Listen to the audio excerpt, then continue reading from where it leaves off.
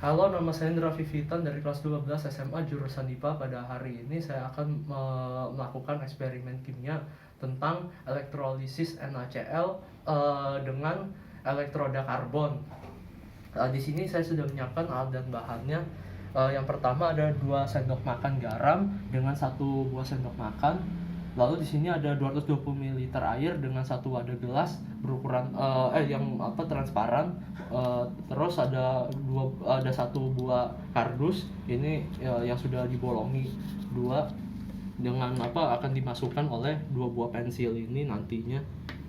Lalu ada 1 buah baterai kotak berukuran 9 volt dan ada 1 buah kabel dengan 4 penjepit buaya.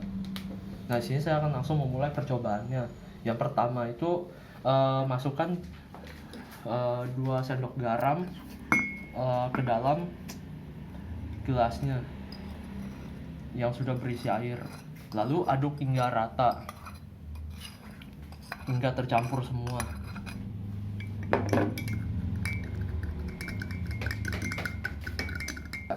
Setelah garam ini sudah tercampur rata, setelah diaduk semuanya, lalu sekarang ambil kardus maksud saya, lalu masukkan 2 buah pensil ke dalam lubangnya.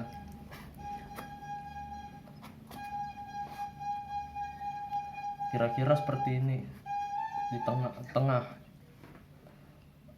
Lalu masukkan juga yang pensil keduanya, dan kemudian masukkan setengah bagian dari pensilnya ke dalam airnya yang sudah berisi larutan garam. Nah, lalu siapkan baterai ini dan kemudian hubungkan kutub negatif baterai ini dengan kabel merah ke pensilnya yang sebelah sini. Nah, ini sudah dihubungkan ya.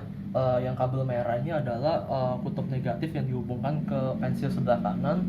Ini adalah kutub negatif, berarti katodanya, dan kabel hitam ini adalah kutub positif yang dihubungkan ke pensil sebelah kiri, berarti ini adalah anodanya yang positif.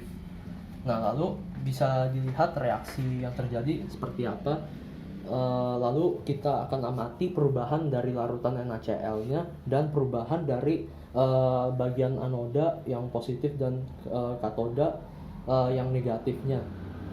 Nah, untuk penjelasan lebih lanjutnya mengenai gelembung yang terjadi seperti ini akan saya jelaskan beberapa saat lagi setelah saya melihat percobaan ini selama beberapa menit.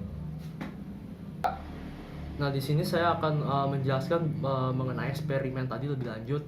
Yang pertama itu mengenai larutan NaCl-nya sebelum elektrolisis itu tidak ada gelembung sama sekali. Sedangkan sesudah elektrolisisnya itu terdapat adanya gelembung.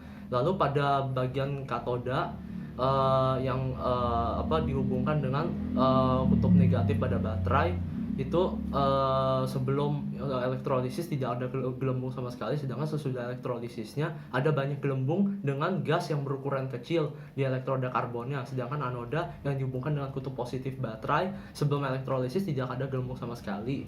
Lalu sesudah elektrolisis ada sedikit gelembung dengan gas yang berukuran besar di elektroda karbonnya. Lalu kita masuk ke bagian pembahasan dari eksperimen ini. Jadi larutan NaCl atau garam dapur merupakan elektrolit kuat. Pada hasil eksperimen anoda muncul gelembung gas yaitu Cl2. Gas yang muncul pada katoda adalah H2. Hal ini menyebabkan adanya gelembung gas. Ketika larutan di anoda dan di katoda diberi elektroda karbon, terdapat gelembung. Akan tetapi gelembung pada katoda lebih banyak akibat reduksi air yang terjadi karena di katoda kondisi pH basa. Reaksi di katoda bergantung pada jenis kation. Pada percobaan ini kationnya adalah Na+, yaitu kation logam aktif atau sukar direduksi, atau potensial standar reduksinya lebih kecil dari air. Di anoda terdapat sedikit gelembung karena terjadi reaksi oksidasi Cl, dan gelembung di anoda adalah klor karena pH dalam kondisi asam. Reaksi anoda bergantung pada jenis anoda dan anionnya. Pada percobaan ini anodanya adalah karbon dan anionnya adalah Cl-. Karena karbon termasuk elektroda inert atau sukar bereaksi, maka reaksi di anoda bergantung pada anionnya. Cl- tergolong anion yang mudah dioksidasi. Reaksi yang terjadi di anoda adalah reaksi oksidasi anion Cl-. Lalu kita masuk ke bagian kesimpulannya. Larutan NaCl mengalami reaksi redoks selama elektrolisis berlangsung. Pada katoda terjadi reduksi H2O karena H2O lebih mudah tereduksi daripada ion Na+. Pada anoda terjadi oksidasi ion Cl- karena kation Cl- lebih mudah teroksidasi daripada air atau H2O. Tanda terjadinya elektrolisis larutan NaCl adalah timbulnya gas yang dapat diamati melalui gelembung udara. Lalu poin kedua, elektrolisis larutan NaCl menghasilkan gelembung gas H2 dan ion basa di katoda serta gelembung gas Cl2 dan ion asam di anoda. Lalu poin ketiga, reaksi elektrolisis larutan NaCl menghasilkan gelembung terus-menerus sehingga menghasilkan gelembung yang banyak di katoda karena mengalami reaksi reduksi. Lalu reaksi elektrolisis larutan NaCl menghasilkan gelembung sedikit karena mengalami reaksi oksidasi. Reaksi ionisasi karena mengalami reaksi oksidasi di anoda ya. Lalu reaksi ionisasi pada larutan NaCl ada NaCl-Aq berubah menjadi Na+Aq plus Cl-Aq. Reaksi di katodanya adalah 2H2OL plus 2E- yang diubah menjadi 2OH- Aq plus H2G. Lalu reaksi di anodanya adalah 2Cl-Aq yang diubah menjadi Cl2G plus 2E- dan reaksi pada sel elektrolisis larutan NaCl-nya adalah 2H2OL plus 2Cl-Aq diubah menjadi 2OH- plus H2G plus Cl2G.